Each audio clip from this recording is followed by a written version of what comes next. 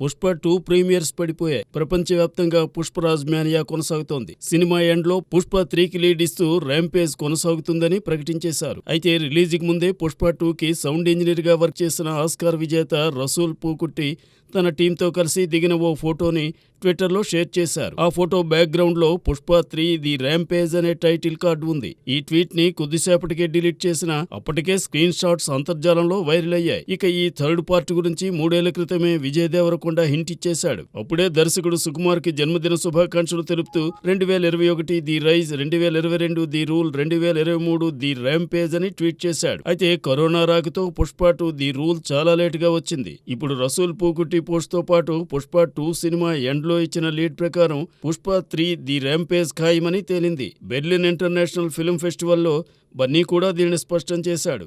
దీనిని ఫ్రాంచైజీగా మారుస్తామని, దానికి తగ్గ ఐడియాలు సుకుమార్ దగ్గర బోలెడు ఉన్నాయన్నారు అల్లు అర్జున్. ఇటీవల ప్రీ రిలీజ్ ఈవెంట్లో మరో 3 ఏళ్లు ఇస్తే పుష్ప 3 చేస్తానని సుకుమార్ కూడా చెప్పాడు. మరి బన్నీ అంత టైం ఇస్తాడా? తను ఇవ్వకుంటే వేరే హీరోతో ముందుకు వెడతాడా? వీటన్నిటికీ పుష్ప 2 రిజల్ట్ను బట్టి ఉంటుంది. చూడాలి మరి ఏం జరుగుతుందో.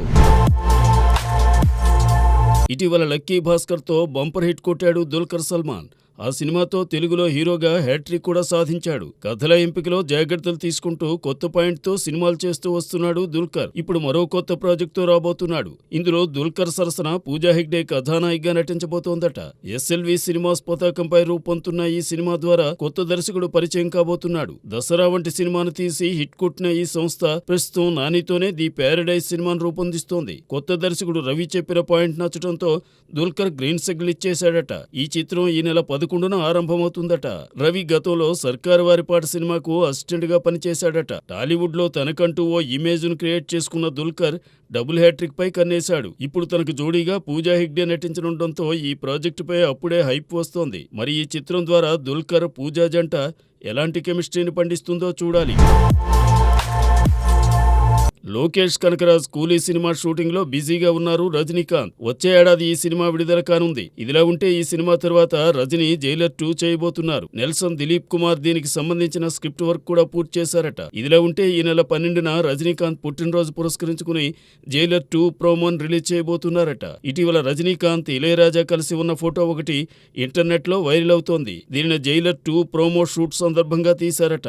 ఇక జైలర్ అటు తమిళంలోనూ ఇటు తెలుగులోనూ అనూహ్యమైన విజయం సాధించింది. జైలర్లో రజనీకాంత్ భారీగా నటించిన రమ్యకృష్ణ సీక్వెల్లో ఉండకపోవచ్చునంటున్నారు.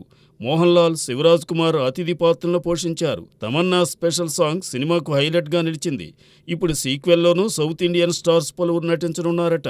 మరి తొలి భాగంలో లాగే ఈ సీక్వెల్ కూడా తలైవా అభిమానులను అలరిస్తుందేమో చూడాలి.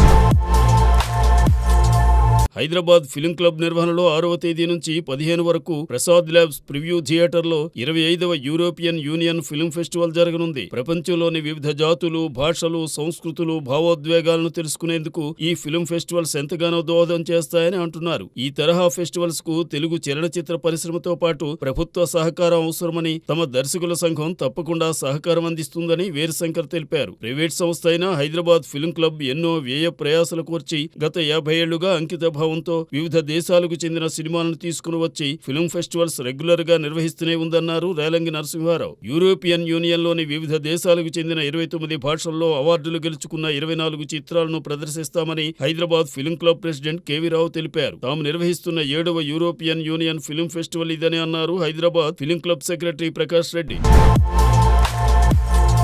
ఇప్పటి వరకు యాక్షన్, ఎంటర్టైనర్స్ తో పాటు రొమాంటిక్ చిత్రాలను చేస్తూ వచ్చిన అలియా భట్ ఇప్పుడు హారర్ చిత్రంపై కన్నేసిందట. ఇటీవల యాక్షన్ చిత్రం జిగ్రాతో వచ్చి ఘోరంగా దెబ్బతిన్న అలియా భట్ రూట్ మార్చింది. ఫస్ట్ టైం పూర్తి స్థాయి హారర్ సినిమా చేయాలని హారర్ చిత్రాల రూపకర్త మడ్డోక్ ఫిల్మ్స్ అధినేత దినేష్ విజన్ తో సమావేశమైంది. ఇటీవల స్త్రీ, ముంజ్యా, స్త్రీ 2 చిత్రాలతో సూపర్ హిట్స్ కొట్టిన దినేష్ విజన్ కూడా అలియాతో సినిమా గ్రీన్ సిగ్నల్ ఇచ్చాడట. దినేష్ తీసిన చావా, తెహ్రాన్ త్వరలోనే రిలీజ్ కాబోతున్నాయి. అవి రిలీజ్ కాగానే అలియా భట్ సినిమాను లైన్ లో పెడతారట. ఈ సినిమా ద్వారా కొత్త దర్శకుడిని పరిచయం చేస్తారట. అలియా భట్ సైతం ఆల్ఫా, లవ్ అండ్ వార్ సినిమాలతో బిజీగా ఉంది. ఆల్ఫా వచ్చే ఏడాది ఆడియన్స్ ముందుకు రానుంది. ఆ వెంటనే ఈ హారర్ సినిమాను పట్టాలెక్కిస్తుందట. 2026లో లవ్ అండ్ వార్ తో పాటు ఈ హారర్ సినిమా కూడా విడుదలయ్యేలా ప్లాన్ చేస్తున్నారట. మరి రాబోయే ఈ చిత్రాలతో అలియా భట్ ఎలాంటి విజయాలను అందుకుంటుందో చూద్దాం.